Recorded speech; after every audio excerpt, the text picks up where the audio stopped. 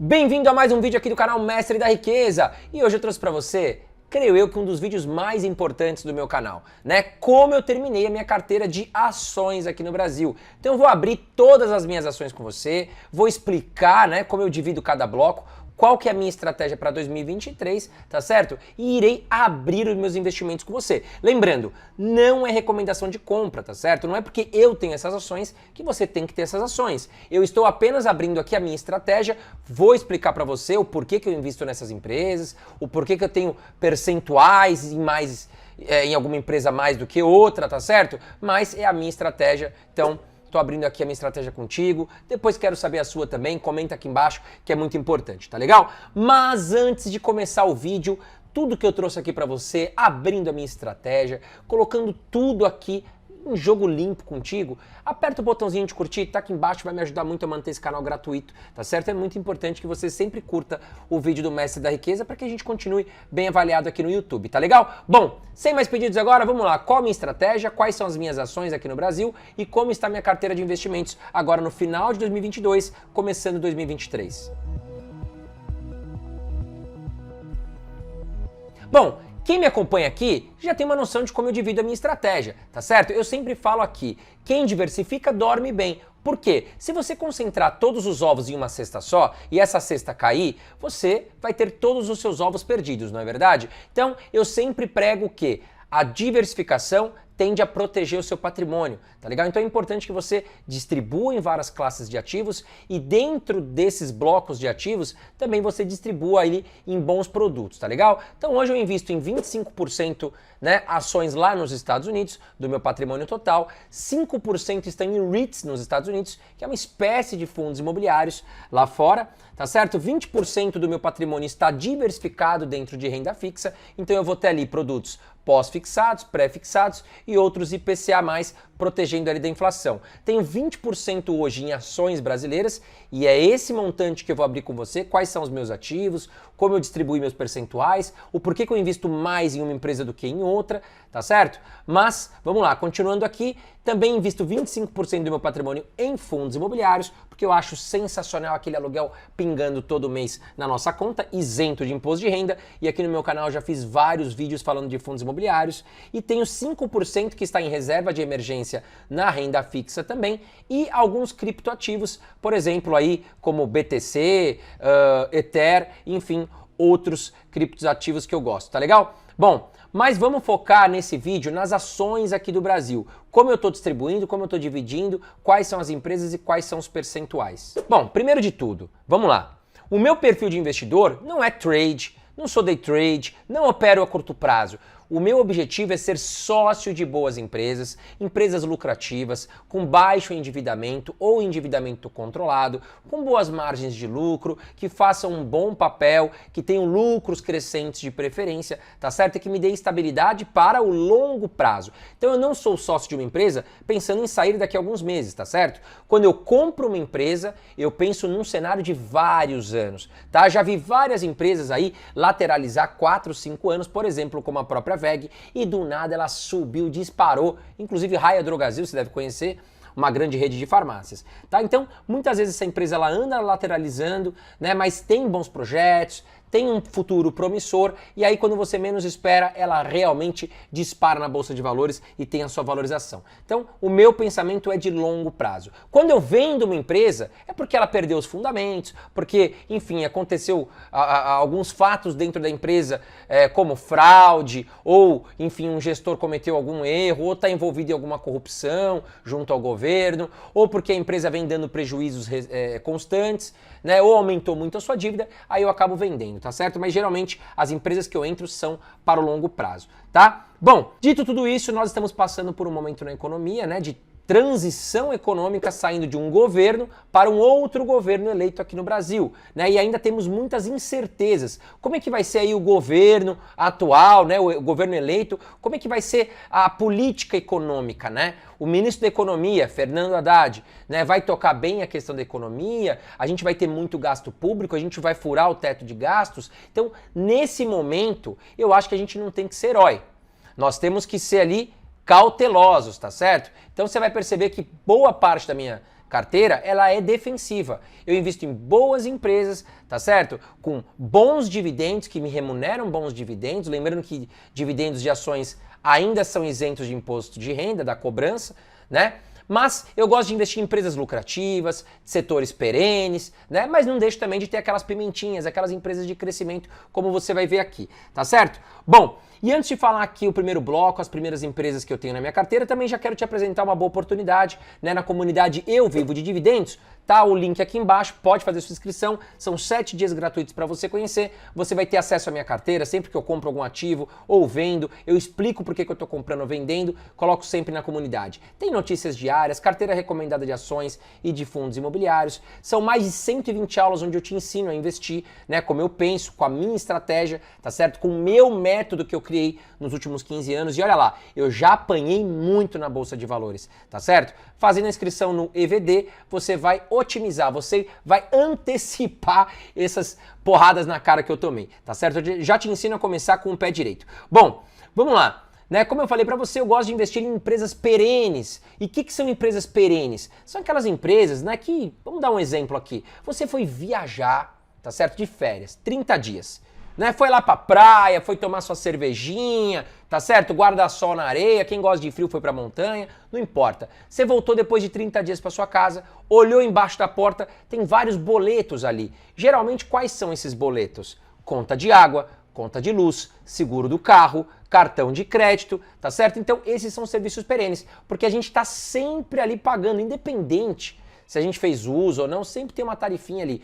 E essas empresas têm receitas muito previsíveis, tá certo? Então hoje eu invisto, né, num total do meu patrimônio, 63% estão em empresas perenes, tá certo? E agora eu vou começar a abrir com você quais são essas empresas. Então vamos lá, eu tenho 21% hoje, né, distribuído em elétricas. Né? E elétrica é um serviço que todo ser humano precisa, a gente precisa de iluminação, eu estou gravando aqui, você está me assistindo aí, a gente precisa de energia, tá certo? Então hoje eu tenho a Taesa com 7% dentro da minha empresa, e por que eu tenho boas elétricas, né? Porque elas têm receitas previsíveis, pagam bons dividendos. Olha lá, vamos abrir aqui no Investidor 10, hoje a Taesa com R$ 34,57, código TAE11, você já pode ser sócio, né? E se a gente olhar aqui o dividend yield pago nos últimos 12 meses, 14,02%, isento de imposto de renda. Então, a gente tem a valorização de uma boa empresa, estamos sendo sócios de uma boa gestão, tá certo? E olha aqui, ó, voltando aqui na tela, ainda teve uma valorização de 7,18%.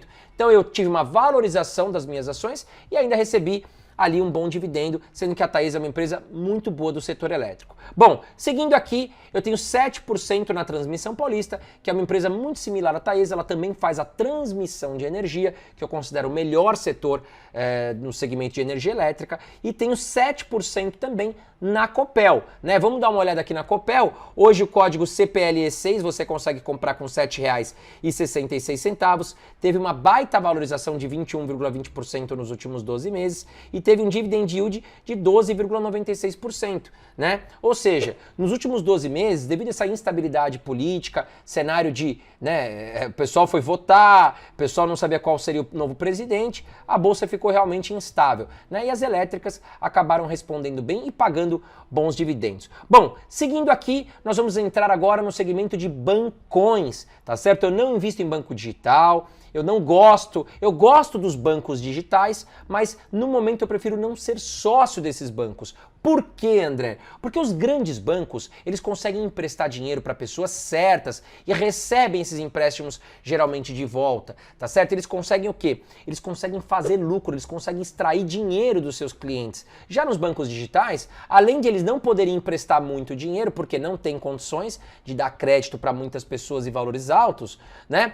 Muitas vezes quem está no banco digital entrou ali porque procurou gratuidade, ou seja, não pagar tarifa, não pagar taxas. E aí quando você vai fazer um empréstimo para essa pessoa, muitas vezes ela não está em condições muito legais, acaba também aumentando a inadimplência. Ou seja, os bancões sabem fazer dinheiro e os bancos digitais ainda estão patinando, tá? Eu adoro banco digital, eu apoio muito vocês abrirem conta em banco digital, até mesmo pelas facilidades que o banco digital oferece. Mas ser sócio desses bancos digitais no momento eu prefiro estar fora, tá certo? Então, dito tudo isso, o primeiro banco que eu trouxe aqui para você é o Banco do Brasil. Eu tenho 6% investido também aqui em Banco do Brasil e hoje com R$ 35,23 a gente consegue comprar uma cota aqui BBAS3, código da ação do Banco do Brasil. Olha lá o dividend yield pago pelo Banco do Brasil, 11,77%, um belíssimo de um dividendo. E aí você vai me falar, André, mas você não vendeu agora com essa instabilidade política Banco do Brasil? Não vendi. Por quê? Petrobras é uma ação que eu vendi já faz uns 4 meses e postei aqui, avisei vocês do risco, tá certo? Eu acho que a Petrobras, ela está muito mais no alvo ali, no radar do governo, para ter intromissão do governo. Por quê? Gasolina. Né? Gasolina move tudo aqui, transporte, enfim, economia no geral, né? E o governo claramente não quer deixar a gasolina aumentar, tá bom? Então, pode sim ter aí, o governo já vem falando, o governo eleito novo, que vai meter o dedo na empresa, vai reduzir dividendo, né? E aí os investidores não gostam, acabaram vendendo suas ações e as ações derreteram. E os dividendos também não devem vir gordos como vieram aí nos últimos meses, tá certo? Já o Banco do Brasil, acho que não teremos esse cenário, trouxe aqui também o gráfico dos dividendos históricos para te mostrar isso, né? Nós já tivemos o governo Lula, o governo Dilma e os dividendos do Banco do Brasil se mantiveram muito bem, né? Além do que, como precificaram muito baixo, tá muito barato, digamos assim, o Banco do Brasil, né? Eu não via sentido em vender o papel lá no fundo do poço. Tá certo? Eu não consigo ver tanta queda aqui para o Banco do Brasil. Eu vejo mais uma questão de valorização à frente. Se a gente olhar aqui o preço sobre valor patrimonial do banco, 0,66. Ou seja, nós estamos comprando toda a estrutura do banco por aproximadamente 66% do que eles valem. Então, né, não faz sentido, na minha opinião, vender nesse patamar, tá bom? Então o Banco do Brasil sempre continuou lucrativo, mesmo na era Dilma, Lula, não importa, o banco é muito bom e paga bons dividendos. Já a Petrobras, contei a história por que eu vendi. Bom, olha aqui o histórico de dividendos que eu falei para você. Se a gente pegar os últimos 5 anos, o banco pagou 6,30%, mas, né, olha os últimos anos, olha lá, 2012, 13, 14, 15, era Dilma, era do PT, também pagava aqui, ó, 12, 15, 17% de dividendos. Então, eu não vejo muito perigo em relação aos dividendos pagos pelo Banco do Brasil e ele está muito barato, então considero, sim, que é uma posição até defensiva que eu tenho na minha carteira. Bom, mais um grande banco que eu tenho aqui é o Banco Santander, também tenho 6% investido em Banco Santander, e aí você pode me perguntar, mas por que não Itaú, por que não Bradesco? E aí a minha posição foi dividendos. Se a gente olhar aqui os dividendos pagos pelo Santander nos últimos 12 meses, 8,04%, né? Olha aqui, ó, nos últimos 5 anos, uma média de 5,82%, mas já chegou a pagar aqui, ó, 15%, 10%, 9%, então o Santander é um bom pagador de dividendos também. Bom, seguindo para o próximo bloco, nós chegamos em seguradora, né? Nós temos aí, claro, uma preocupação muito grande no Brasil com a criminalidade, né? E aí entra aqui seguros, 6% hoje que eu invisto em seguros e estou posicionado na empresa Porto Seguro, que é uma empresa ligada ao Banco Itaú, não tem dedo da estatal, tá certo? Ou seja, o governo não é sócio e nós temos aqui uma empresa muito boa. A Porto Seguro hoje ela é líder em seguros residenciais e também de veículos, né? Se tornando aqui uma empresa muito grande, um braço muito forte da empresa do Itaú. Então nós temos 6% aqui em Porto Seguro. Seguindo aqui, nós temos 5% em Sanepar, empresa de saneamento básico, tratamento de esgoto do Paraná, né? O ser humano hoje não vive sem tratamento de esgoto, até vive, mas não deveria viver, né? E é um segmento que pode crescer se realmente a gente deixar as empresas privatizadas, investirem nessas empresas de saneamento pública e que a gente possa entregar mais saneamento básico para a população aqui no Brasil. É uma empresa que vem muito bem, né? Também entrega bons lucros, paga dividendos. É uma empresa que eu gosto, tenho na minha carteira. Bom, temos aqui a Vivo, né? Hoje, você para me assistir aqui está utilizando a internet, né? E a Vivo ela oferece o quê? Internet para os aparelhos móveis e também TV a cabo, internet residencial. A Vivo também é uma grande empresa, muito lucrativa e paga bons dividendos. Tenho 6% também em Vivo, tá certo? Entrando agora no segmento de saúde, né? Infelizmente, aqui no Brasil, o governo até oferece sistema público de saúde, mas nós precisamos muitas vezes também, né, utilizar laboratórios particulares, hospitais, enfim. Nós temos aqui a Fleury, ocupando aqui 4% da minha carteira, uma grande empresa de medicina diagnóstica, e nós temos a Hypera, que é uma das maiores fabricantes do mundo de medicamentos. Tenho 3% aqui, uma empresa que performou muito bem também nos últimos meses. E chegamos numa empresa que com certeza você já conhece, tá na graça dos investidores, que é a Unipar. Se você não conhece, eu vou te apresentar ela agora. A Unipar Carbocloro S.A. é uma empresa da indústria química. Sua principal atuação é na fabricação de cloro, derivados de cloro e soda cáustica.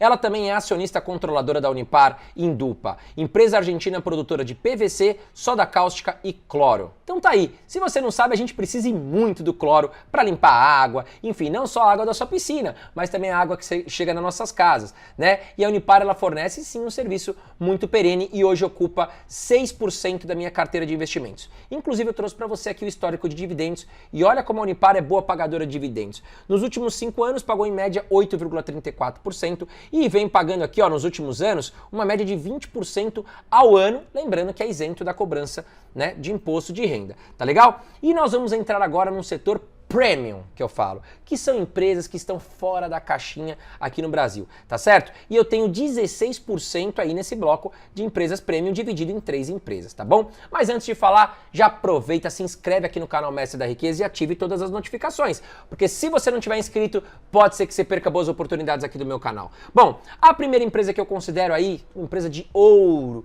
premium, é a B3, tá certo? Por quê? A B3 é a única empresa que nós temos no Brasil que faz todo o controle da nossa bolsa de valores. Lembrando que hoje, cerca de 3% apenas dos brasileiros estão investindo na bolsa de valores. Então é um setor que eu enxergo com um grande crescimento. E aí, consequentemente, a B3 também vai ganhar muito dinheiro através de receitas oriundas aí dos investimentos na B3. E a segunda empresa do meu setor premium é ela, a WEG, que é uma empresa de motores elétricos, né? Além disso, ela também fabrica tintas, vernizes, é uma empresa de alta tecnologia. Na minha opinião, é a melhor empresa da Bolsa de Valores, tá certo? E por ser a melhor empresa da Bolsa de Valores, claro que nos últimos anos ela se valorizou muito, né? Caiu na graça dos investidores, os investidores tradicionais, os novatos adoram essa empresa, é uma empresa realmente muito resiliente, né? E até mesmo em momentos de crise ela costuma segurar muito bem, costuma ser uma empresa defensiva. Bom, a WEG hoje eu invisto cerca de 6% também do meu investimento.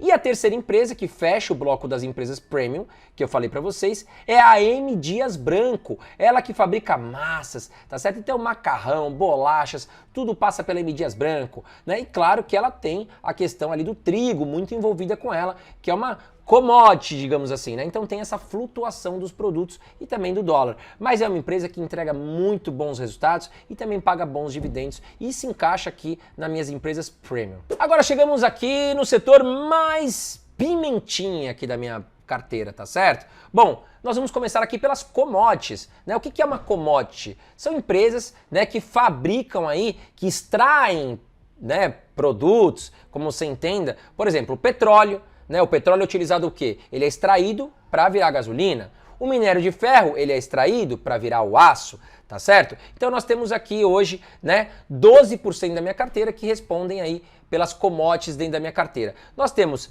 3% pela PetroRio, né? Lá atrás eu avisei vocês que eu vendi Petrobras e migrei meus investimentos para PetroRio sem dedo de estatal, uma empresa belíssima também, ganhei muito dinheiro com essa alteração.